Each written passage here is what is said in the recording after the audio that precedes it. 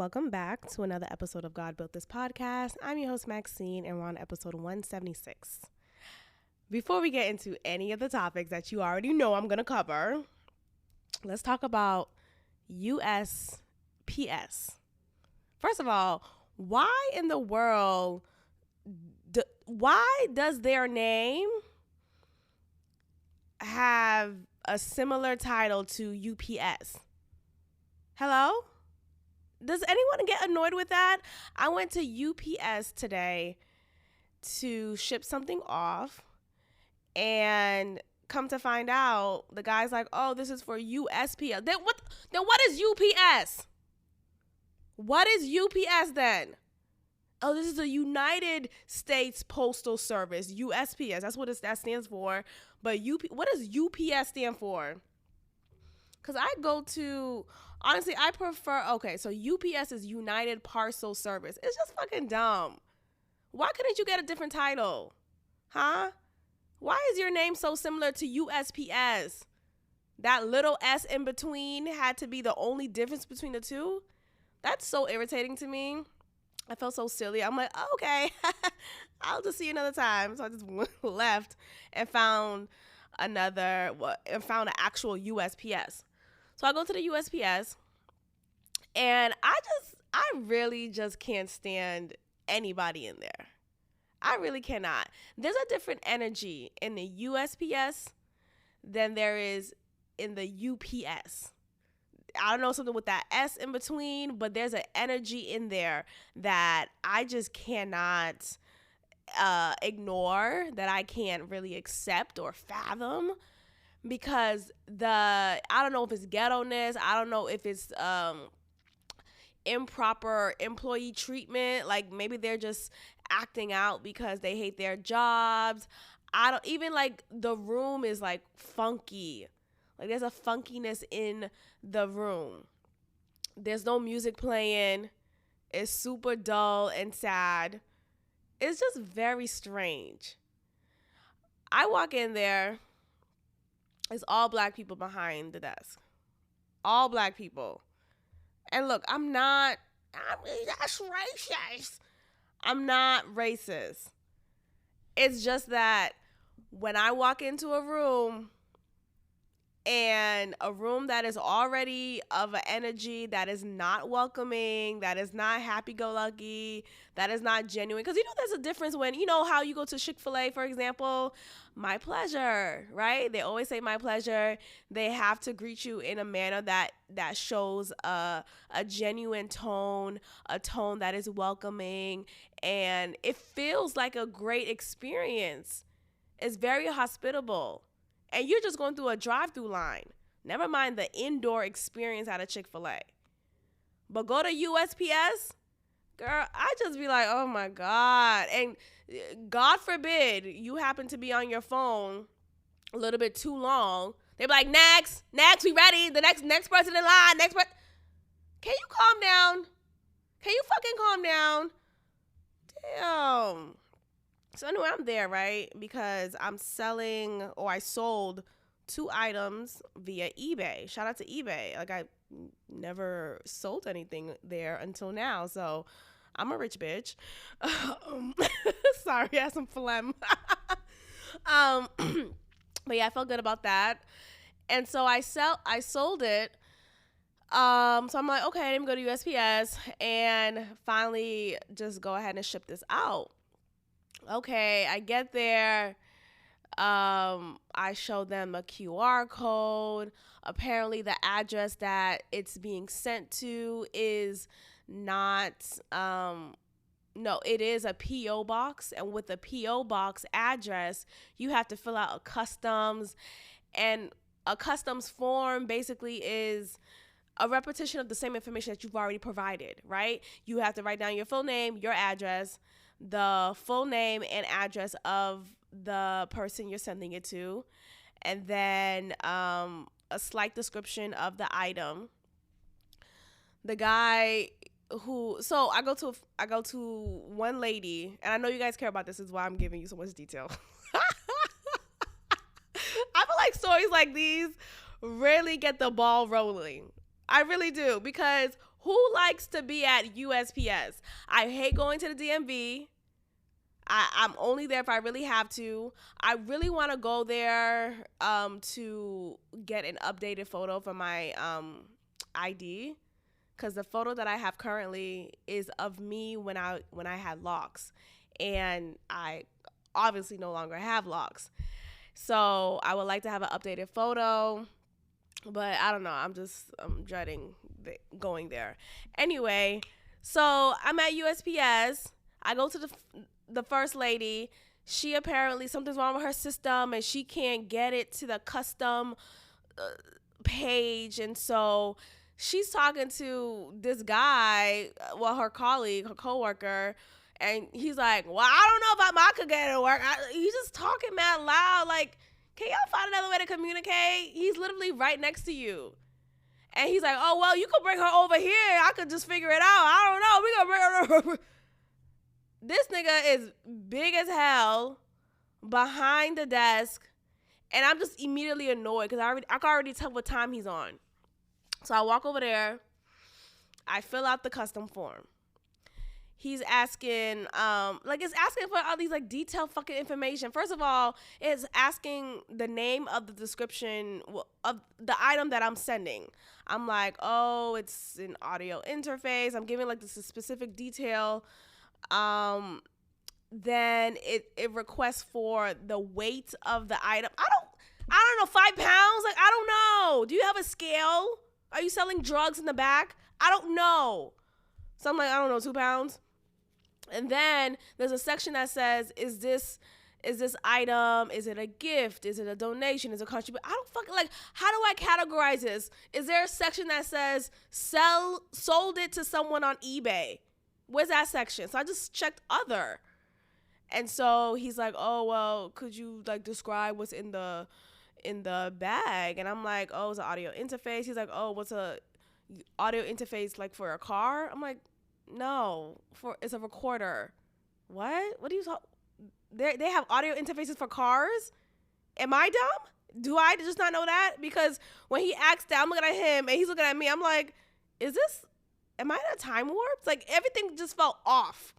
I'm like, no, and I'm trying to be respectful, but my face is already, when I have an attitude, it shows. So I'm like, oh, check it. I'm like trying to check myself. Like, check yourself, Maxie, check yourself. So I'm checking myself, and I'm making sure my tone is respectful, whatever. And I describe it some more. He's like, oh, it's easier to just do if you just check off gift and not other. I'm like, okay, fine, just do gift. Just check it off then. It's a gift. Then it's a gift. Even though this person paid me, it's a gift. Whatever's easier. He's going through highs and lows, filling out something on the computer. It's hot as hell in this USPS office. I'm the last customer there that they've accepted. The doors are closing. Literally, the coworker next to him, she turned off all the lights. She packed up, ready to go. Like, I'm holding them up. No, get this nigga over here to hurry it up. Like, what are you doing? So then, the bag that I purchased to ship the item in is, like, it's just the right size for it. It feels a little tight, but it fits nonetheless. So I give him the bag, and he looks at me in the bag, and he's like, he just starts chuckling. I'm like, I'm looking at him dead ass like, I'm not even interested right now. Like, I'm already tired, a little under the weather. Like, what do you laugh? What's so funny? What's so fucking funny? Huh? So he said, oh, it's a tight bag. I'm like, it fits. It fits. And I didn't laugh at all. He just started doing his work. But he was moving so damn slow. Like, can we get some order? Can we get some order? And I don't like it when people say, like, the obligatory, have a good day, thanks for waiting, thank you for your patience, those sayings, just to really not mean it. Like, his coworker, she was saying those words, like, literally, like she was reading off a script to a customer. And she's like, thank you for waiting. Like, just no expression. No tone, nothing. And I'm like, oh God, that's so fucking genuine. I don't know. I just hate going to establishments that thrive off of dead energy. It's just like very depressive, very just, I don't want to be here. Like, I thought they should just totally rebrand USPS. Like, have a complete makeover, put some color on the walls, have music playing in the background, have a holiday. I know it's not the holiday season right now, but have something festive playing in the background. Get your spirits up. And I feel like that once that happens, the employees will be in a better mood. And look, I don't know how hard it is doing your job. I don't want to knock it, but I just feel like at the very least, provide me with service that is quality. Can you do that? At the very least, can you do that? So anyway, that was my USPS experience. USPS is not UPS, totally different establishments, even though they provide the same service. So fucking, it's dumb. It's really dumb. All right, let's get into it. Roe versus Wade. It has been overturned, and almost everyone, is losing their heads. Like, heads are lost.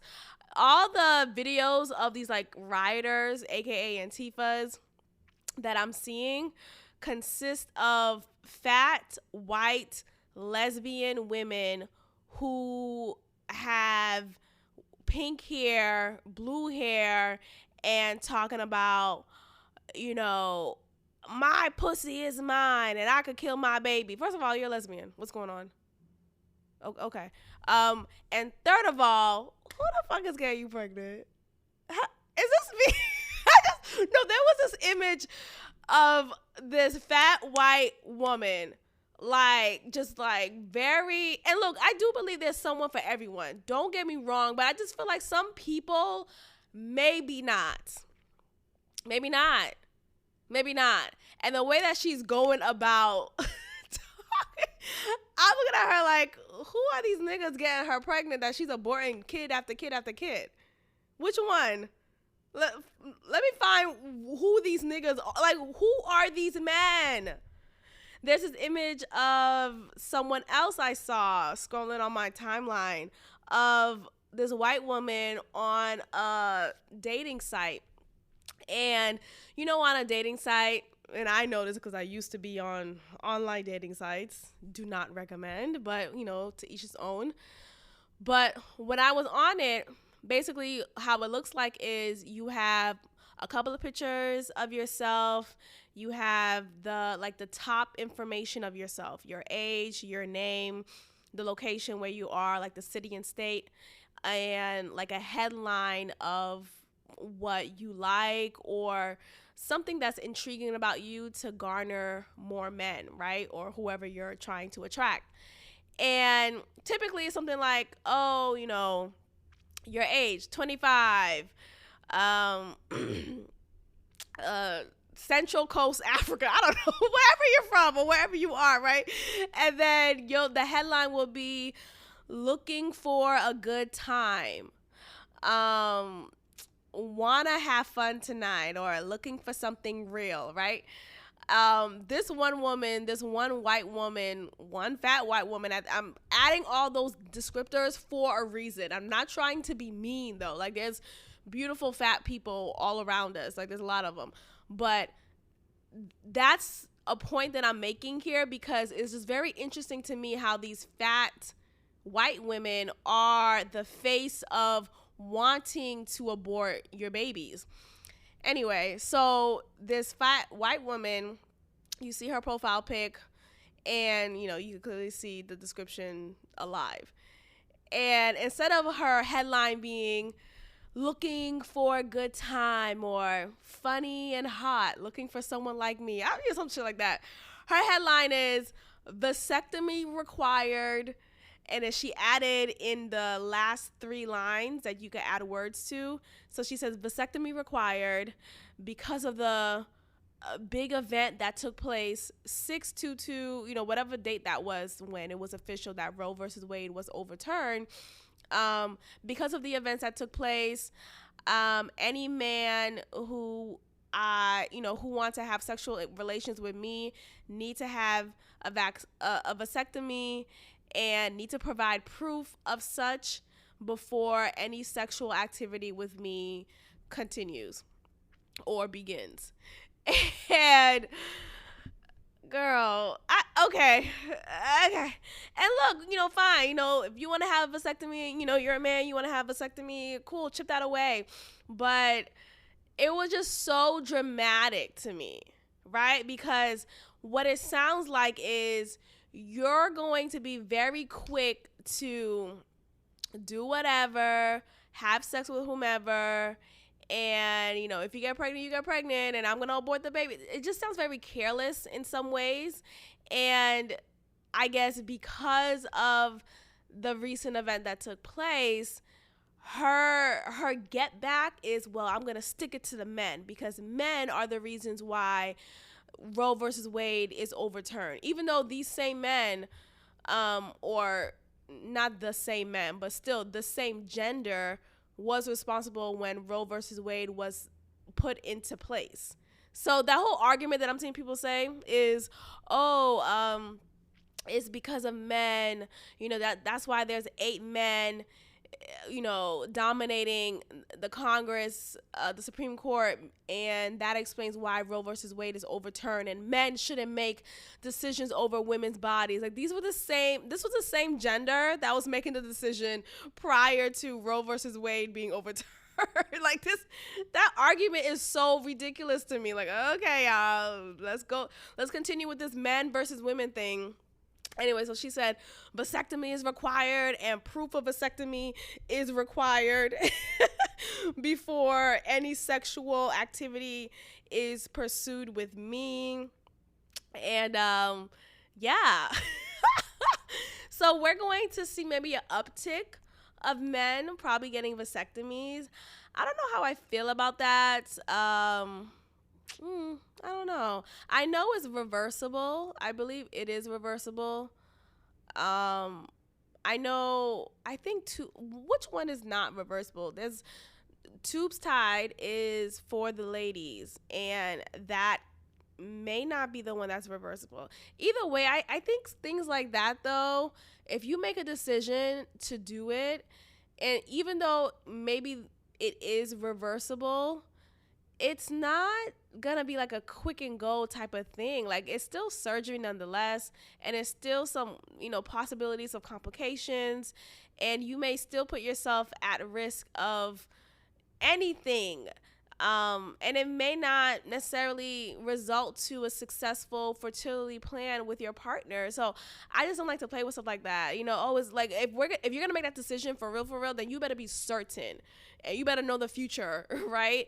To know that you definitely do not want any more kids or any kids at all. So I don't know. I'm not really much of a fan of like surgery overall, but yeah, there may be an uptick of men getting vasectomies, and it is what it is, dog. It is what it is. I really just don't appreciate the fear mongering propaganda. Like, a lot of women, I feel like there's a pressure on social media. There's a pressure for women to feel down and down and out and so depressed because my rights, my God-given rights, my constitutional right. Let me look this up, because where in the Constitution, please, I'm typing this right now in Google, where in the Constitution is abortion a right? And there is not. It's not. And people, I feel like some websites are dedicated to make it seem like it is a constitutional right, but it's not, though. And as I'm looking through this Google search, it's not very clear. But it's off top. There's no constitution, created, or there's no right in the Constitution created to allow or encourage or be okay with women aborting their baby. Like, people are making that, I don't know, it just makes no sense to me. I'm trying to find it. I can't really find it, and I don't want to be quiet on here. So either way, people are making it seem like it's a constitutional right being taken away. Propaganda is being had to fearmonger, and you should be very afraid. There was this post, and I had to finally mute this person off of my social media because she was getting so ridiculous with her takes and being so dramatic. Like, first of all, she's living a good life from what I'm seeing on social media. She's engaged to her fiance. Her fiance is a doctor, and I know. Well, she kind of talks about how being engaged to a doctor, he doesn't have much time for her as she would like, and they have to just find a way to work around it because of his residency. It's difficult to find quality time. So there's some complications with that for sure. But other than that, it seems like she's living a good life. And look, I don't know, right? I can only tell from the highlights that she posts and stuff. And it doesn't seem like she's someone who has experienced an abortion. It doesn't seem like she was put in a position where she was pressured into. I don't know, like, and I'm saying this because there are a lot of the people who I see so outright angry and upset and just over the top emotional about abortion rights being taken away. They're people who have never experienced abortion for themselves. Not ever. Not ever. Because it's so easy to talk about like something that you have no experience of directly, and you create this like idealized fantastical viewpoint of it, and you fall down this rabbit hole of why it's your right and you should stand up for women and yada yada yada. Yet they don't know what that experience is like at all. Like, they really don't know the reality of it. I know a couple of women, one woman in particular. I'm not going to say the person's name or the relation because that may be too close to home. But I know one woman in particular who has had an abortion. It was her first pregnancy. And that was propelled because of just the environment that she grew up in, very centered in the church, grew up in the church, and she was unmarried, and it was just this fear of, you know, if I show up pregnant, unmarried, I'm going to be shunned. I'm going to be put back into the church.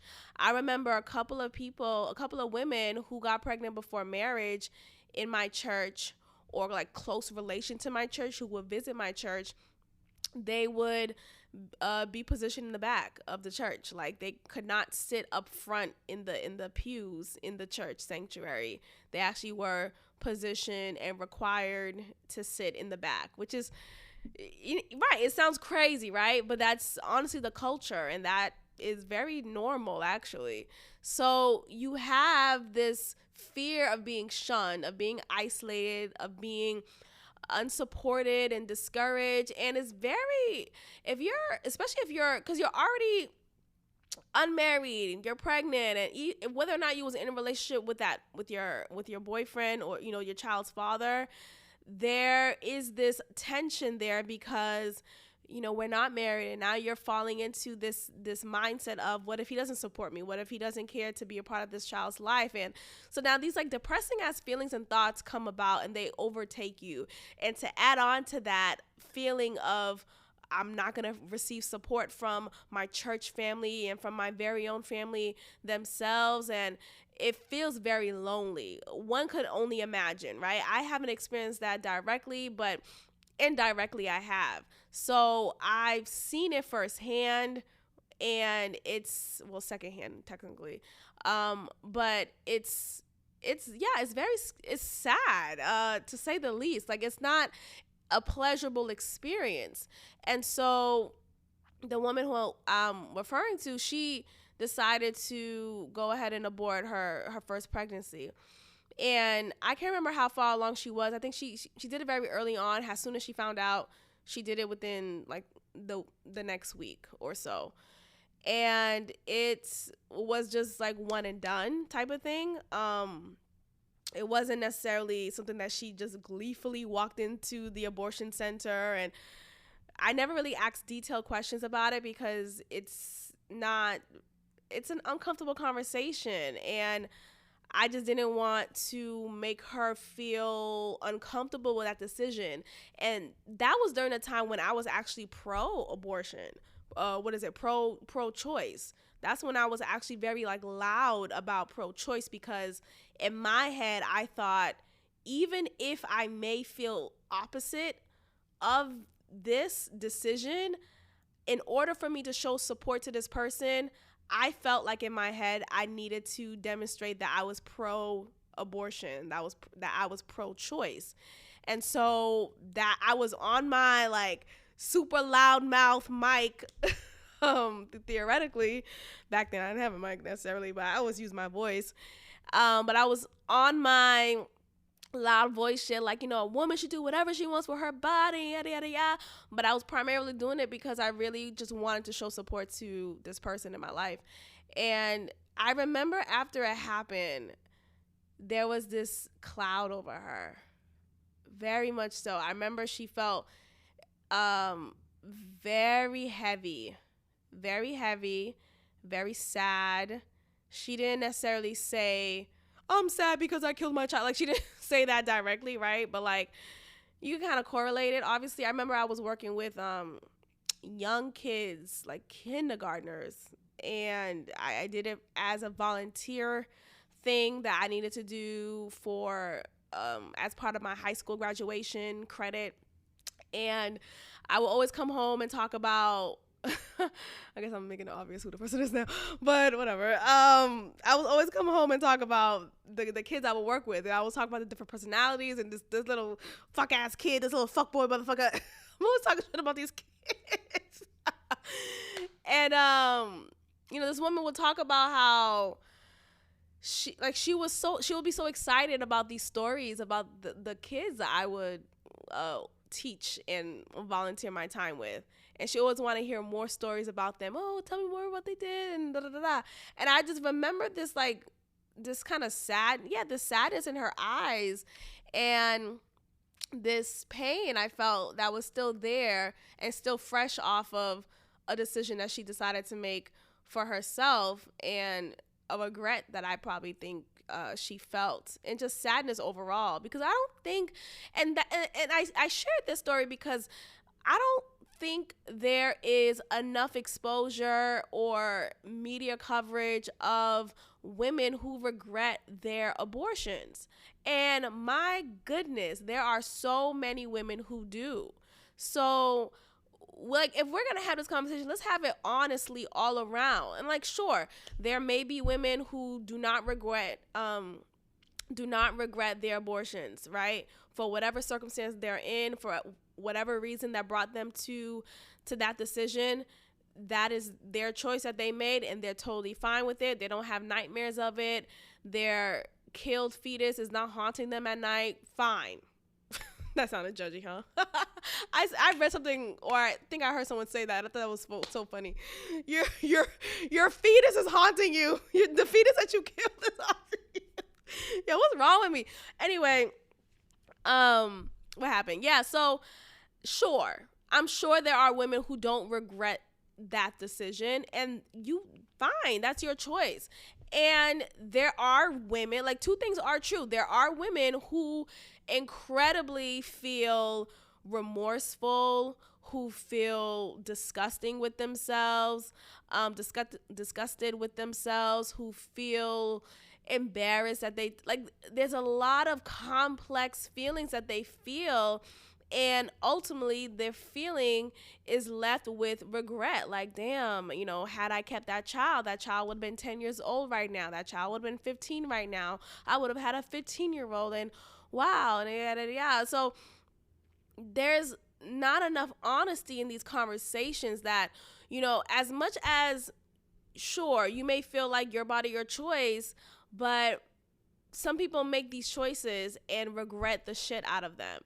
Where's that support group, right? I had an abortion and I regret it, right? I had an abortion and I wish I didn't. I had an abortion and I could have had a 15-year-old right now, and I wish I would have saved that baby. Like, where's those conversations?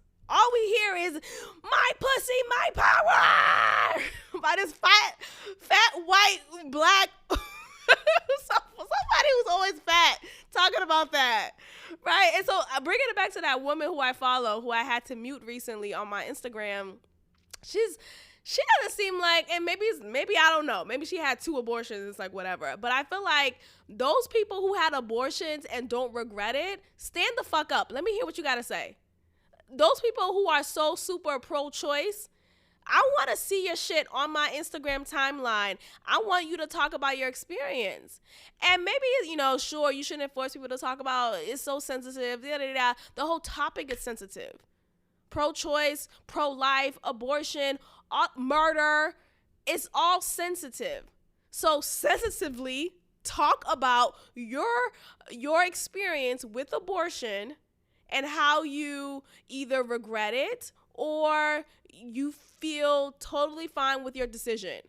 Like, I would love to see that. Instead, I'm hearing all these indirect responses and experiences of the women's rights are being taken away from. Like, calm down. You can still vote. Shut up. Nobody talks about the rights of these damn babies. Nobody talks about the rights of the babies. What about their rights? They're not real things. They're not babies until they're born. No, that 6-month baby, that 5-month baby inside of you that's growing 3 months, right? Really at conception is a growing baby, is a growing fetus. Okay? Like, it's like we are purposely being obtuse and we're only looking at it one-sided. Well, what about the living woman? Her rights matter more. What is this like more or not thing? Like, why are we even comparing one life to the other? It's weird. This is other post that I saw about, it's not about, pro-life. It's about they're trying to kill you. They're trying to make you die. And they brought up like these extreme examples. And it's not necessarily extreme, right? Like, there are women who like Remy Ma, for example. I know she shared a while ago that she had an ectopic pregnancy. And with an ectopic pregnancy, basically, let me be very specific when I say this. So an ectopic pregnancy is a tubal pregnancy. And it happens when a fertilized egg gets stuck on its way to the uterus. And this leads to a lot of complications that may possibly result into death if the fetus is not taken out and aborted ultimately or terminated. And so these are examples of moments when obviously abortion would make the most sense, right? Like, obviously in these cases, if your life is at risk, then this is if there's no other choice, then I don't see that to be controversial. I don't really see the argument with that. And the post that I read was about how if a woman is, so basically the abortion, Roe versus Wade being overturned, is now getting in the way of women who may experience ectopic pregnancies, and women will just have to die when they're, on the table, and abortion is illegal. Like, what are you talking about? That's not fucking true. Like, people are getting so fucking extreme.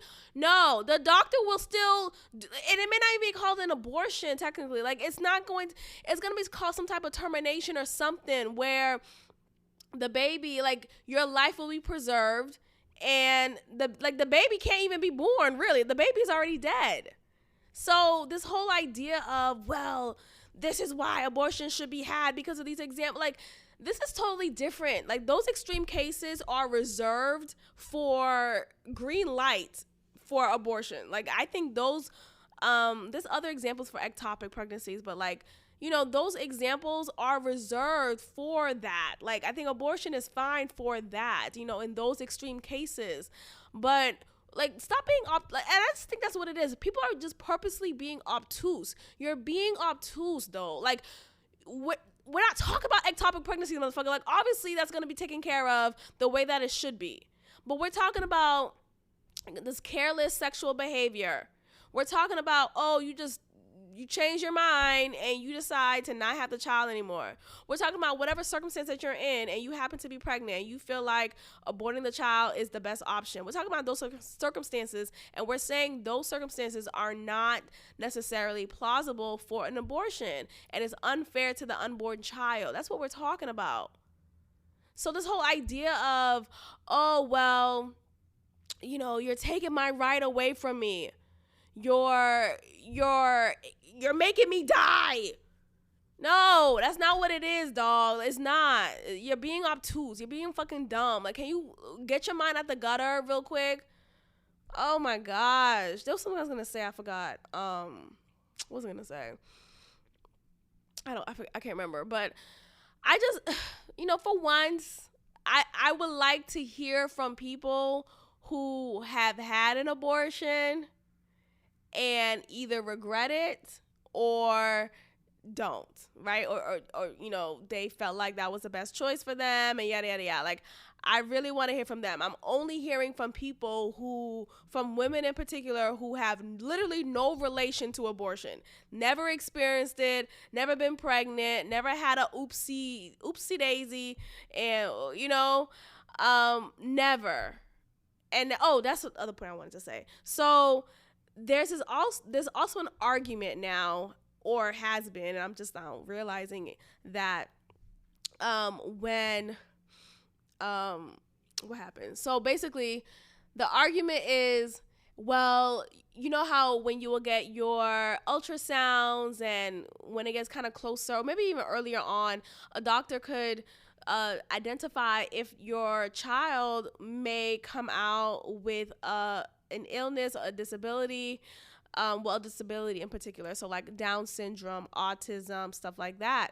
And they say, well, wouldn't you rather abort that kid than subject that kid into this world with a disability? And I just feel like, who the fuck are you, dog? Like, that's so wild to me. Like, people really assume that is a good enough reason to go ahead and abort your child. Well, he's gonna be a fucking retard anyway, so go ahead and kill it. Like, what? Like, that's not okay. Like, you can't make that decision for the child, and you don't know what that child could have become. But because you're so narrow-minded in your thinking, you think, because this child is going to be autistic, then this child going to have no life. And here's the thing with doctors. They really don't know shit. Can we start exposing doctors? Huh? Can we start exposing doctors? They really don't know shit about shit. Okay? I've been to the doctors so many times the past couple of years, getting tests done, results, and figuring out what's going on with my uterus and what's going on with my cyst. And sometimes it's good, sometimes it's not. Like, I'm getting sometimes mixed reviews or whatever, right? Like, I remember what happened? So I went on this what's it called? Some type of medicine that basically could cause a yeast infection, and a bacterial antibiotics. That's what it's called, right? Antibiotic. And they gave me the antibiotic with hopes that it'll reduce inflammation. It never does. It's not doing it. But just stick with it for the 7 days that's prescribed for it, and it should help. And every time I would finish through with whatever medication, I'll come back for another test just to be told the same shit that you told me 2 weeks ago. Like, what the fuck? What did we get ourselves into again? So the last medication I was on gave me a yeast infection. And I never had a yeast infection, but never. My 31 years of living. I had multiple BV, bacterial vaginosis. And that was, like, I guess common, but yeast infection, never got that. And I would be like, proud, I never got that shit. I never, no, I had that shit. I'm like, why am I scratching my pussy and it feels good? You know how that relieving feeling you'll get whenever you're like, I guess, scratching yourself, right? Or like when that relieving feeling when you're scratching a mosquito bite. Oh my, and you know you're not supposed to do it, but it feels so good. It's relieving and it's providing you with some level of calm that's really disguised, but it feels good. That's how I was feeling when I was scratching my pussy. Just to find out, wait, I've never done this before. So why am I doing it now? Oh, because I have a yeast infection from this damn antibiotic. So I called my doctor at the time, like about to cuss her out. Mind you, I called her late and I'm like freaking out because when I get in my headspace of panic, I'm panicking and it's showing in my voice. So I'm calling her. She's starting off, well, first I have to confirm your identity. So please provide your date of birth, your full name, your address. Like, bitch, my vagina is itchy. What? You know my birth date. You know when I was born. At this point, what can we do about it?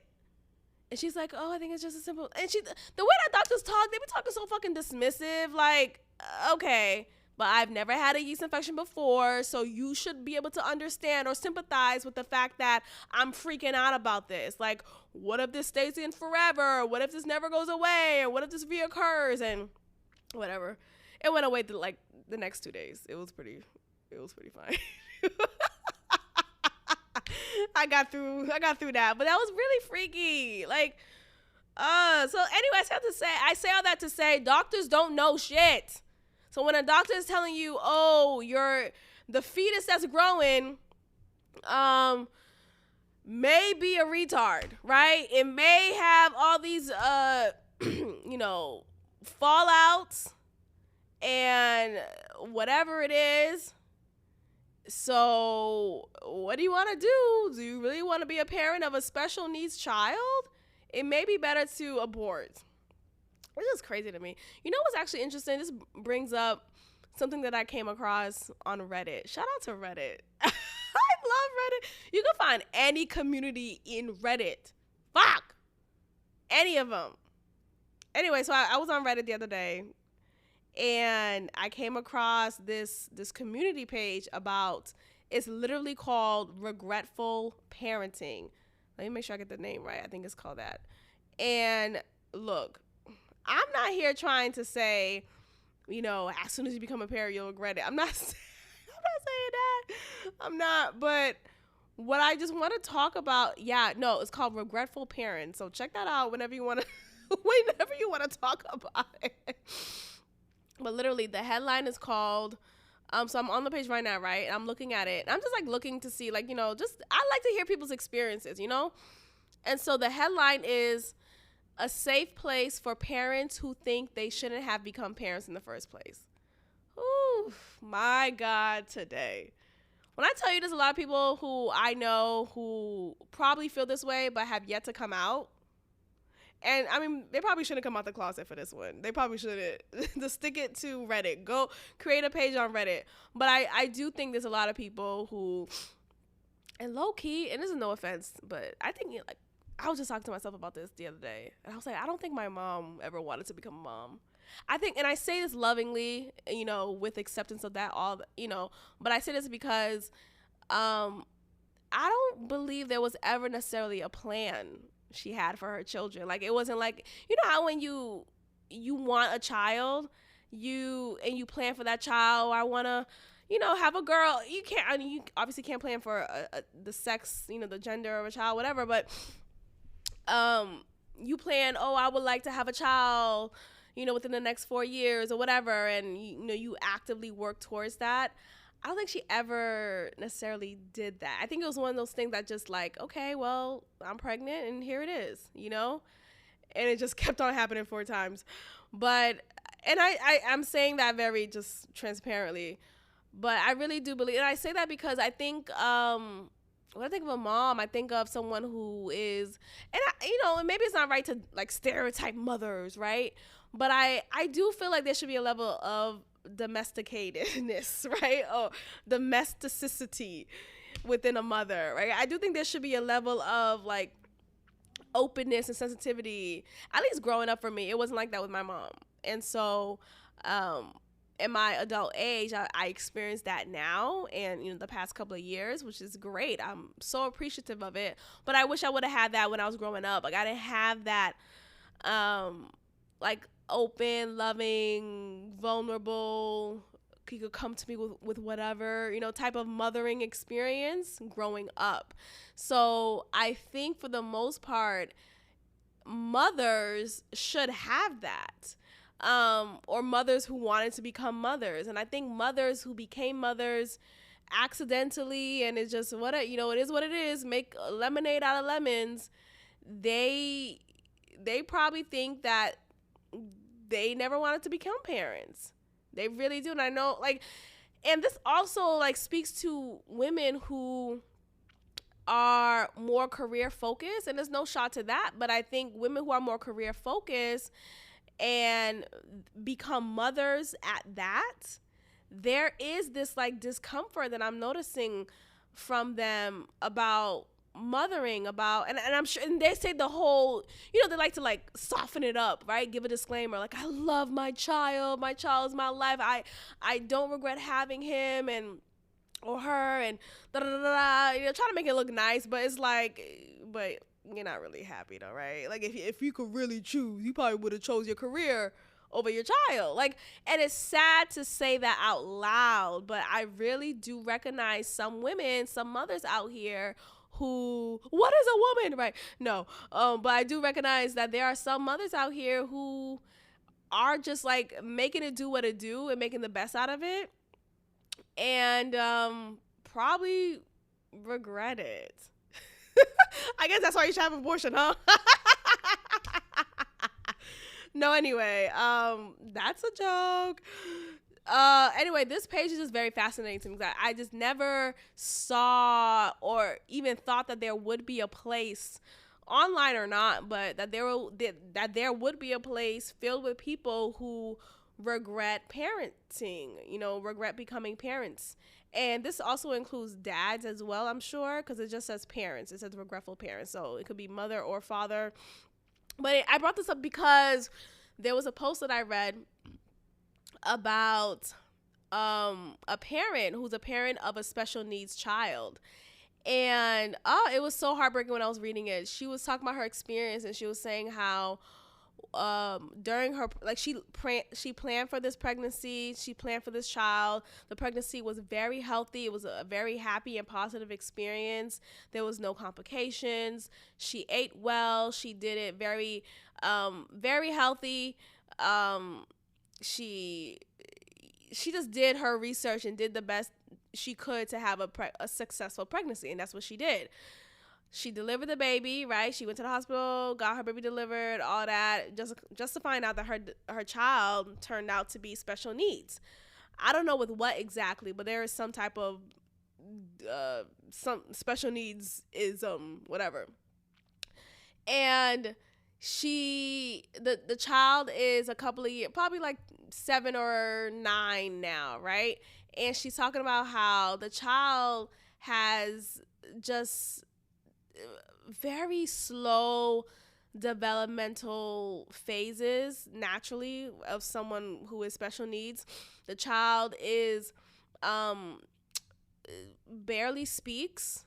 The child barely demonstrate love, and all the child does to show what type of basic need that they need, has in, like, food and water, right? The child would, like, bang on the table.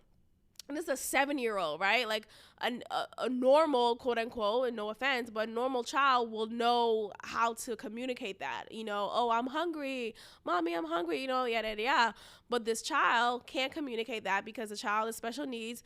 And so the child does other ways to communicate. And the other ways that they communicate is by using force and just aggressive behavior.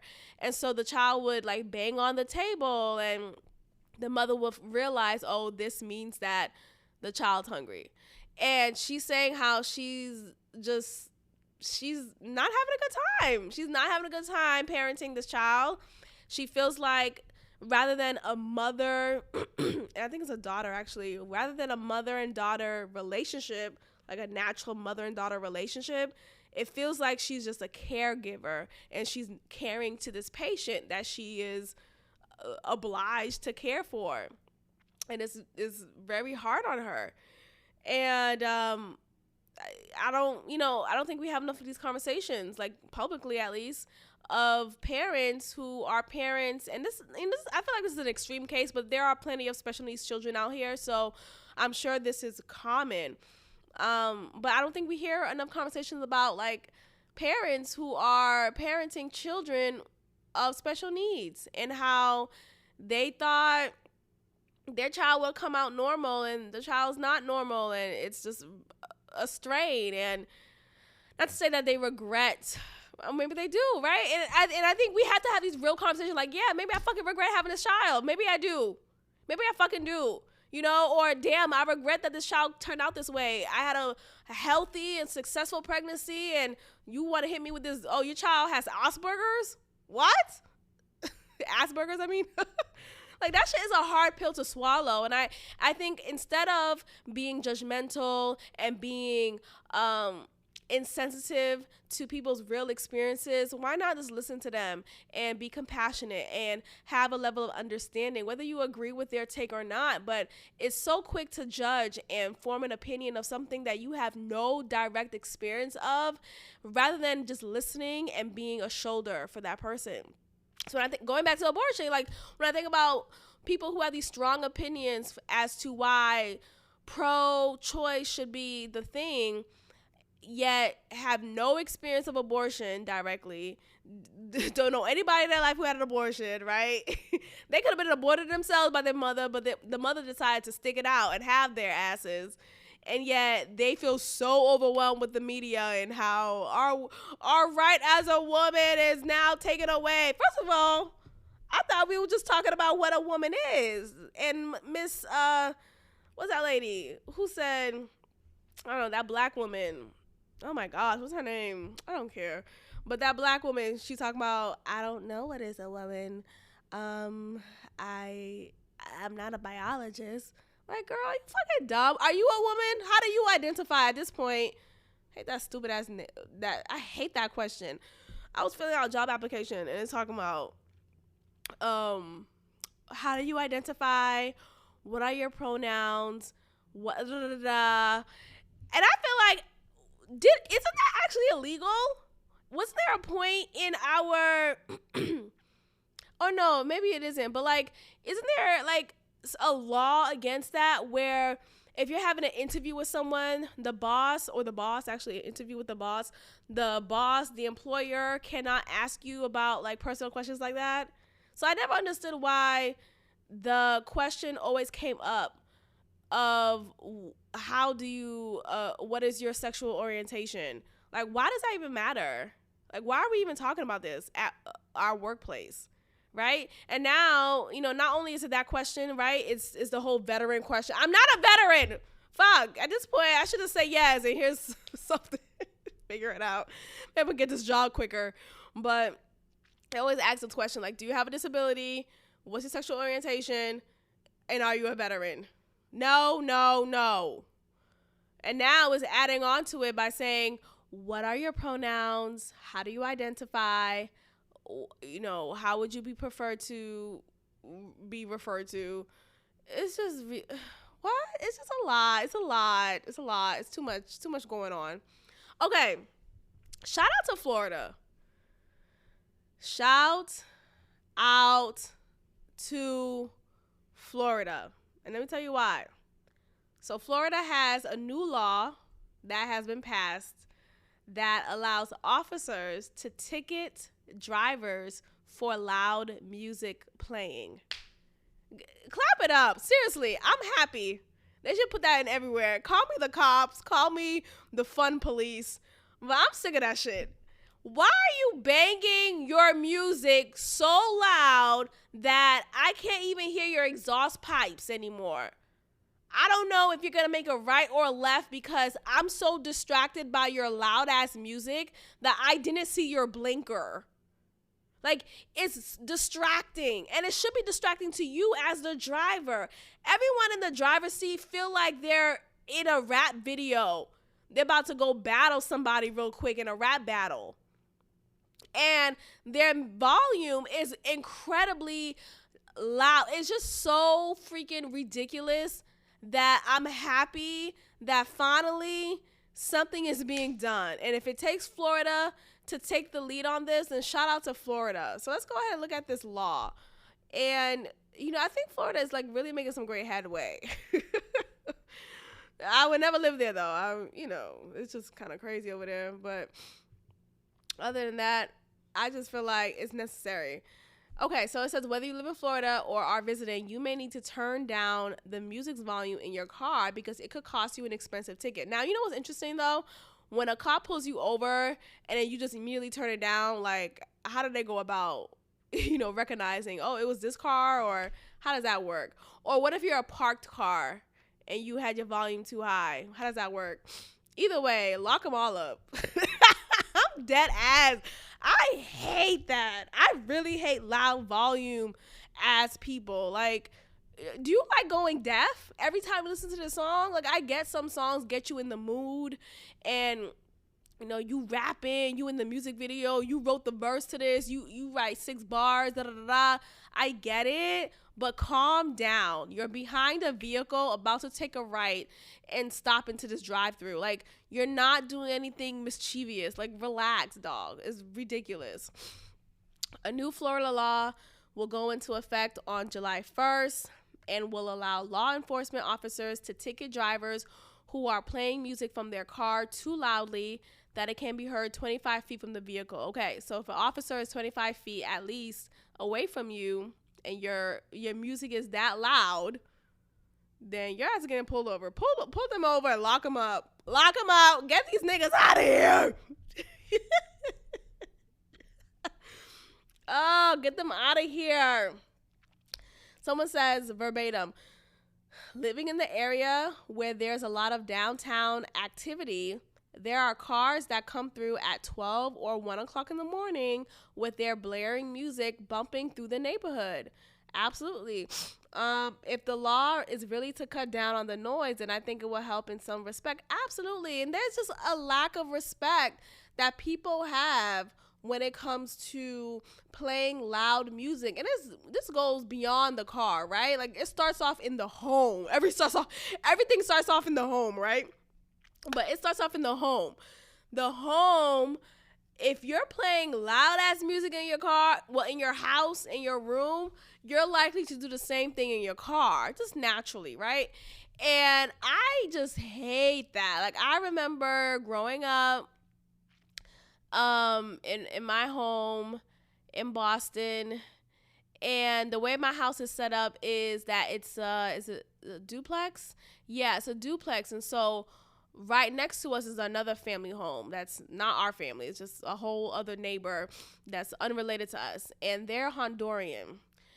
And I don't know what about Hondurans that make them love loud music, but they go neck and neck with Dominicans and, Puerto Ricans and all of them. Because my God, today, my neighbor in Boston, he literally has a DJ loudspeaker setup in his backyard.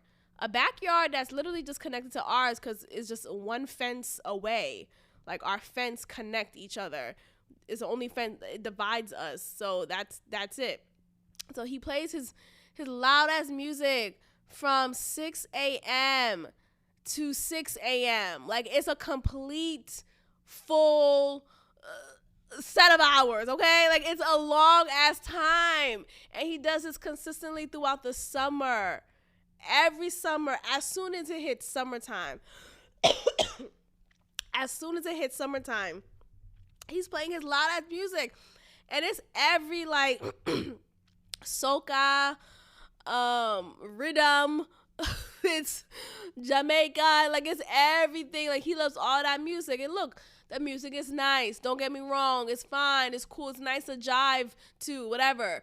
But I don't want to hear it for the 5th time today. I'm trying to watch my show. I'm trying to take a nap in the middle of the day. But he's playing this loud-ass music in the backyard for the whole neighborhood to hear. And I just feel like it's so inconsiderate. It's so rude. What happened to headphones? Like, why should you subject me to your music, whether you think it's good music or not? Whether even I agree that it is good music or not. I should have the choice, right? My ears, my choice. I should have the choice to decide if I want to listen to it or not. Like, put on your headphones. There are some good quality headphones that cancel out outside noise, so much so that you really feel like you're in the studio with the artist who is playing and singing this record. So why are you subjecting me, forcing everyone to listen along for the full 12, 24 hours that you have this song on? It's like, and look, I'm going to snitch on myself. I've called the cops. I'm that girl. Hello? I'll be the Black Karen. Hello? And I have no shame. I have no motherfucking shame at all. At the fuck all. I have called the cops. And I'll do it again. Even here in Houston, calling on behalf of my Boston family. Like, I will call again. What? I can't go to sleep because your music is still on. Shit, that's why there's DTP for a reason. Disturbing the peace. It's literally disturbing my peace. I have a headache again because you playing the same rhythm beat. Rhythm beat. Again. I'm tired.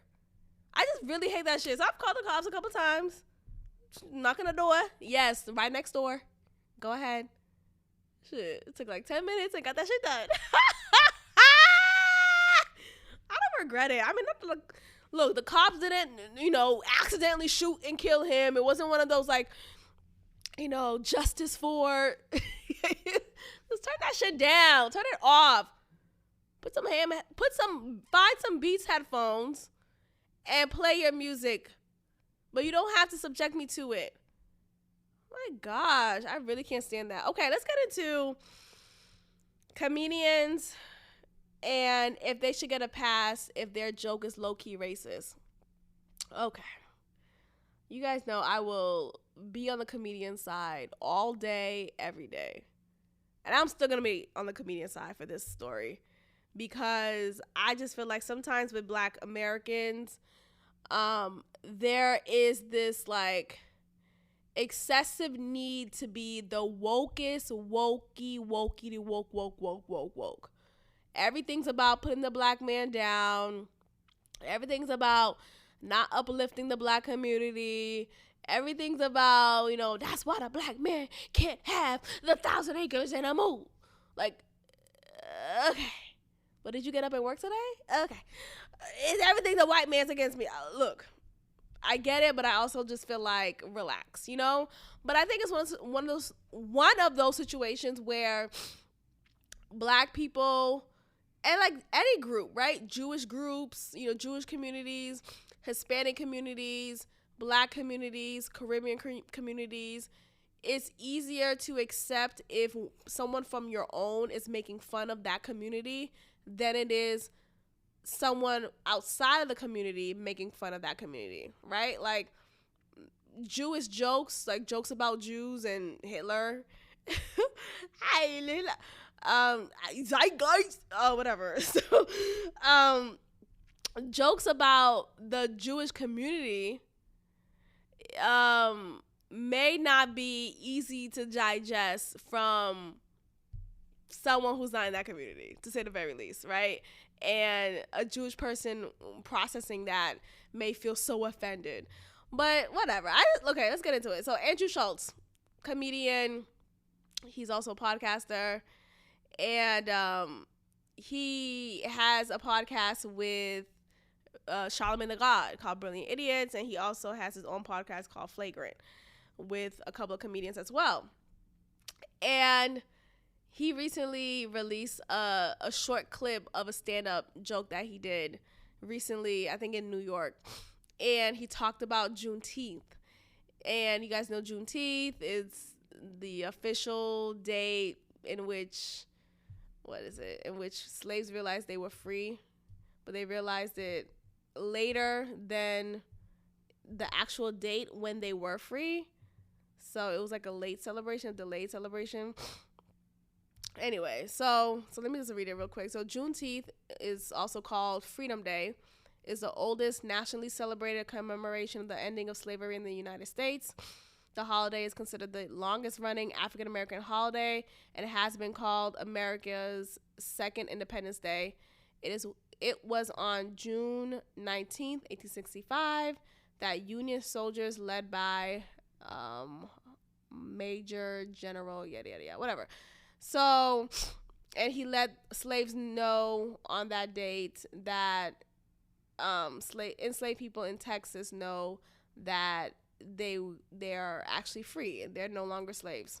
But it really takes a while, right? If you've been enslaved for so long and someone finally tells you you're free, you're not instantly going to realize, oh, I'm free and I could do free things and I could walk around gleefully and I could be safe anywhere. It's going to take some time. So they probably were still acting like slaves even after, but this was the official date that is recognized, at least.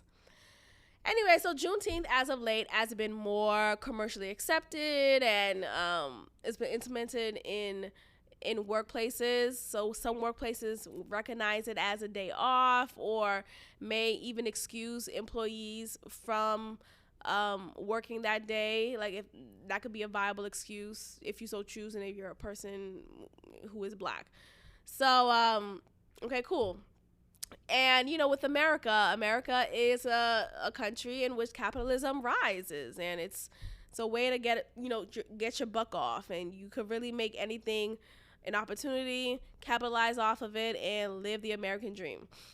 So Andrew Schultz delivered a joke. I'm just going to break it up. I'm not going to play it or like say it verbatim, but basically he talked about Juneteenth, and he was saying how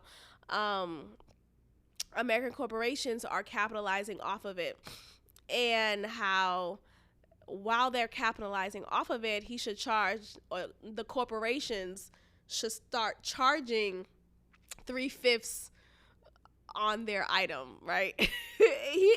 The way that he says it is funny, obviously. Like, there's a way that he delivers it, but I'm just giving you like the gist of the joke. And 3/5 of a man, that's how Black people were considered in the Constitution.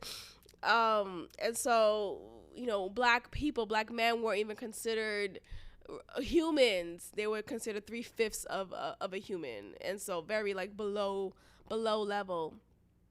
And it's a joke. It's a fucking joke. Like, I don't know. Like, I guess maybe I'm biased because I really love Andrew Schultz. Like, can we talk about that? Like, I love Andrew Schultz. I remember seeing him live when he came here a couple years ago. I took a picture with him. He's a super sweet guy, super nice, and I think he's a genuine guy. But he gets a lot of flack.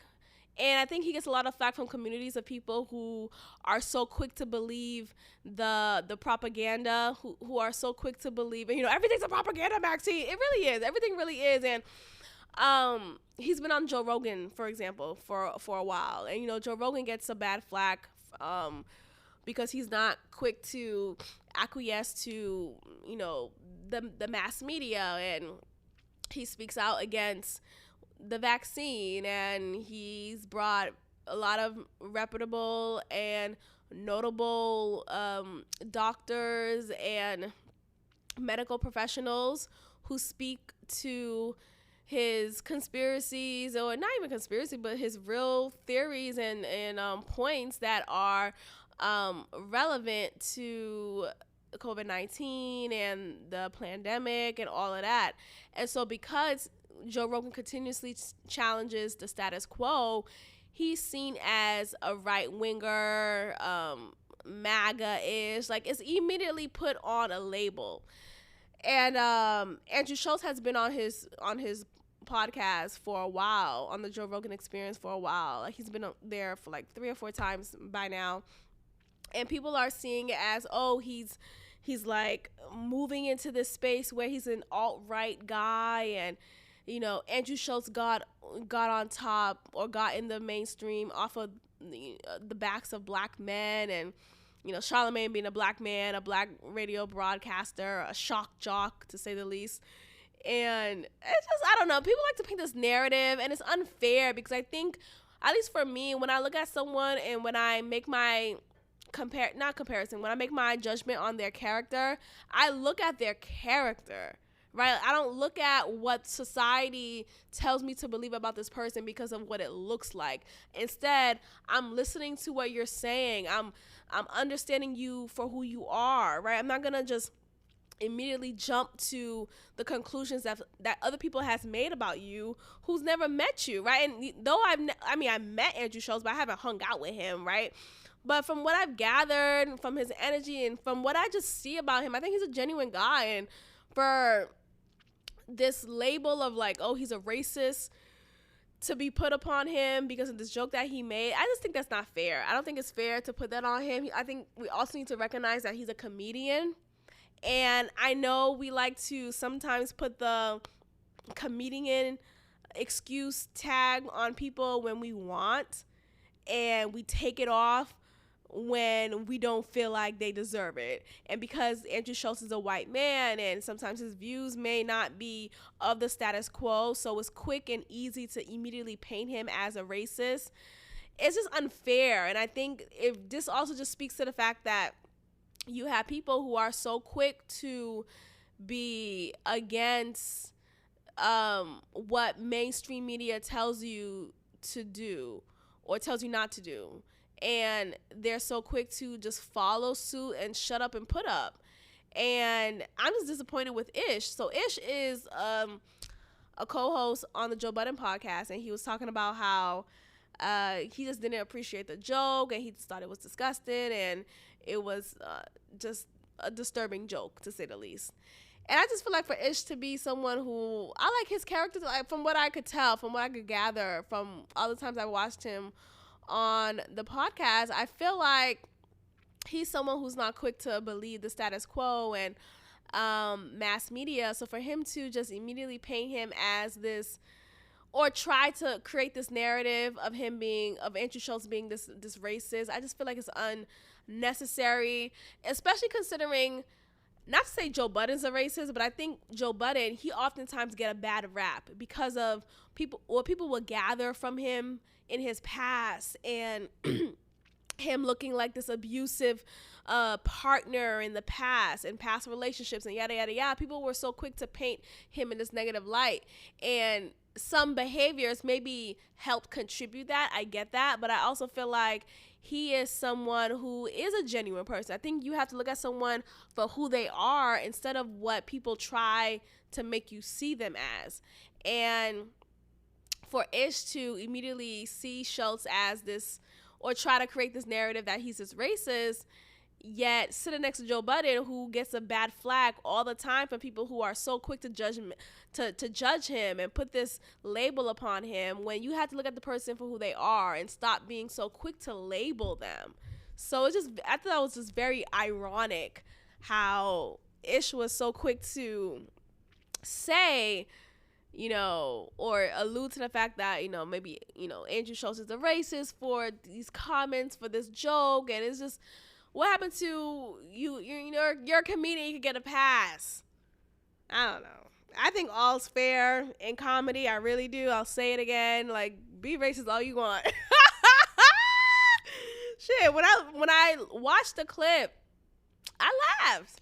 I think it's funny. I really do. I don't know. I just have a soft spot for comedy, and I think it's get the stick out your ass. Like, we don't have to put on this like racist hat on and to identify who's a racist in the room. Like, we're in a fucking comedy show. Take it in that context, right?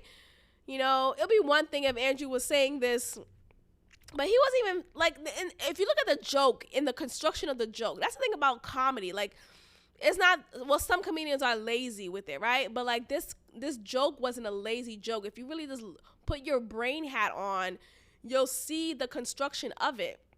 He's really making fun of corporations who continue to monopolize and just feed off of the people, and how Juneteenth is being profited off of corporations rather than black people who may get a leg up if they receive some of these contributions or profits from this capitalization rather than American corporations. So he's really making fun of that. and he just found a clever way to do so. So to be so obtuse, I think that's the word of this episode. To be so obtuse is very easy and lazy to do so, when instead you could look at the construction of the joke and remove your rational or irrational feelings and thoughts behind this person or the topic, and just look at the construction of the joke. Is it funny? Yes. I thought it was a good joke. So 3/5 it is. All right, you guys, I'm going to go ahead and end the episode here. Thank you so much for listening. Continue to support this podcast by telling a friend, sharing the link with anyone and everyone. We are available on Google Podcasts, Spotify, Anchor, Apple Podcasts. Be sure to leave a review, 5 stars. That'll be great. Leave a comment as well, a review comment, and I will check in with you guys next time. Peace. Thank you for tuning in to another episode of God Built This Podcast with your host, Maxine. Be sure to leave a review, give me 5 stars, and of course, subscribe. Also, follow God Built This Podcast on Instagram at God Built This Pod. God bless.